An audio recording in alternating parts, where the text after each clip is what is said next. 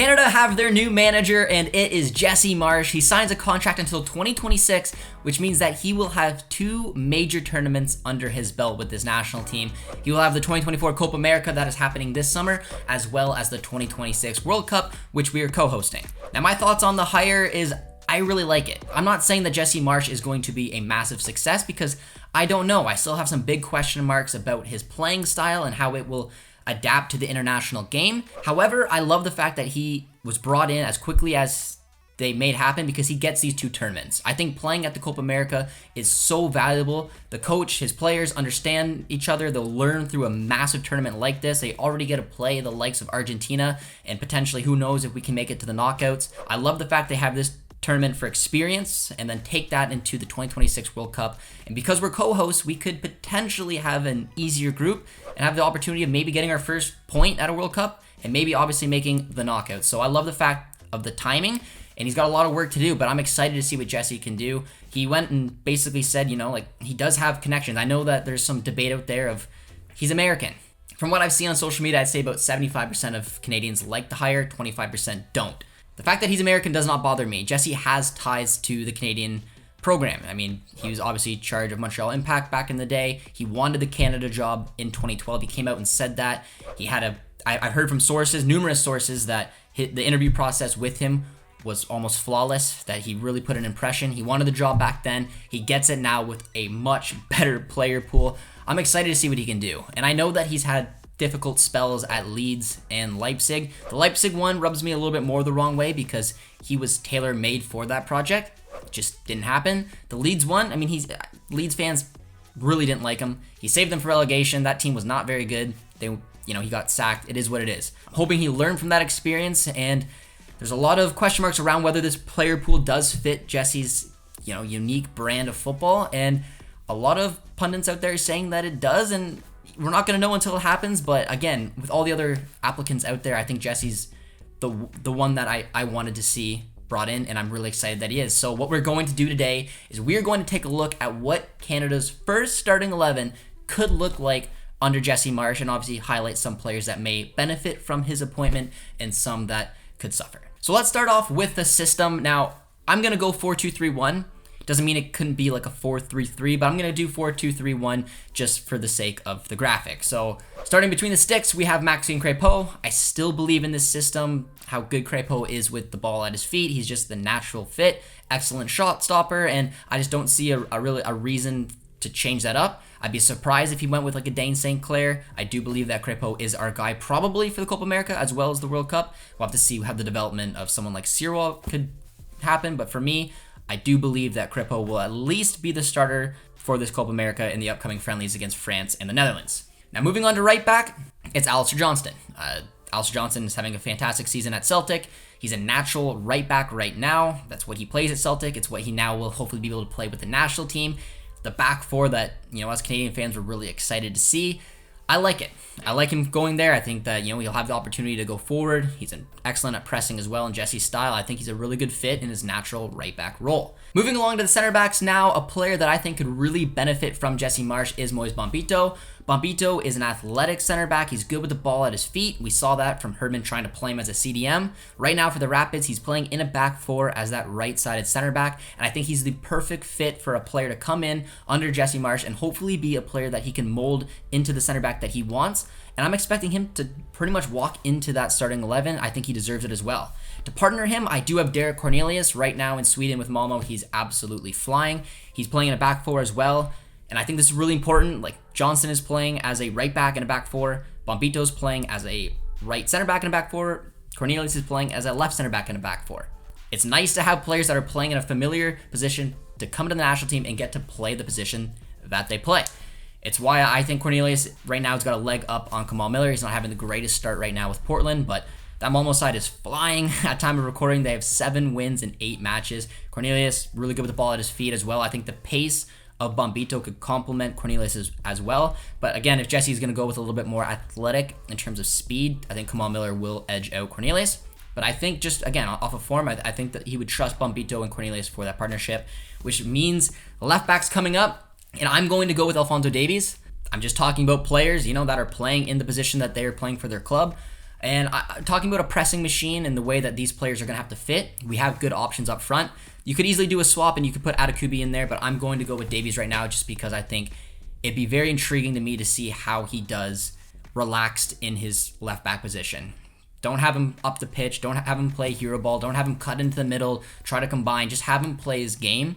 Of course, you'll have the license to go forward. There's no issues with that. You could slide over Bombito to the central center back. You have Cornelius on the outside left, and then Johnson go outside right. It allows Davies to still have the freedom to go up, but play in a role that I think would constrict him a little bit to what he's good at, and that is using his pace and hopefully getting in positions where he can put the ball in the box. So I'd love to see Davies go there, and I'm hoping that Marsch has the confidence to say, you know, you're going left back, no questions about it. Moving on to the midfield right now, at the number 6, I'm going with Stefan Eustáquio. I do really believe that Piet could slide into that role. Again, if we're looking at Jesse's style, he wants very energetic players, pressing machines, and I think that Piet is very good at that. But there's another player that is a little higher up the pitch that I think that could really do that role as well, and it's someone that I want to see have the opportunities, which is why I'm going with him. So in the 6, I'm leaving Eustáquio. Deep lying playmaker, it's what he's very good at. He can press as well. Eustáquio has proved that he can be that 6, and I think the balance of this 3-man midfield I'm building, it just makes a little bit more sense to have Eustáquio up there. I know he can do wonders on the ball a little further up the pitch, but there's also other guys that can do that.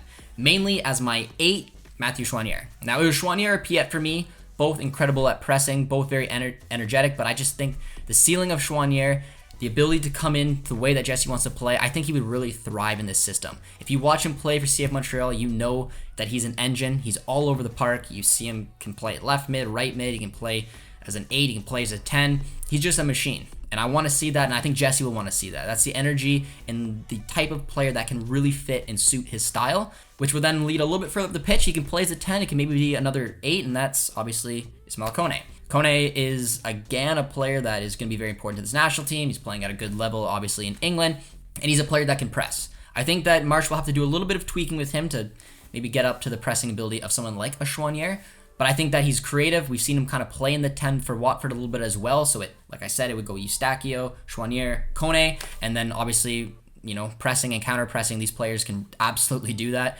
If the opposition wins the ball back, you know that a Kone and a Choinière will press, win the ball back, and then try to create like that. I just think it would work really well. It could be Piet, Eustáquio, Kone, and then Choinière misses out, but I just like trying to fit a player in here who I think could really benefit under Marsch's style, and that's Choinière.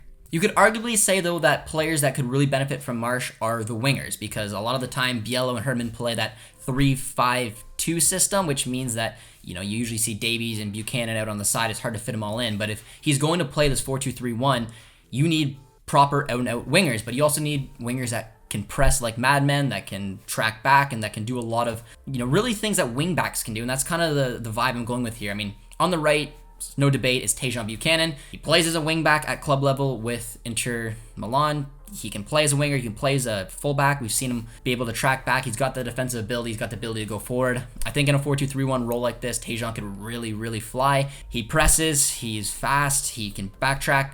He's the perfect style of winger I think that Jesse Marsch wants. And then the other one on the left-hand side, I'm going with Liam Miller. Similar type of reasons. For Preston North End this season, he had a wonderful breakout championship campaign. You saw his ability to track back. He obviously had license to go forward, but he did play in that left wing back role. So having the ability to come back and help out Davies is great, but the ability to press up the pitch, having the ability to win the ball back and create, he's got that wicked shot from just outside the box that we've seen him hit before.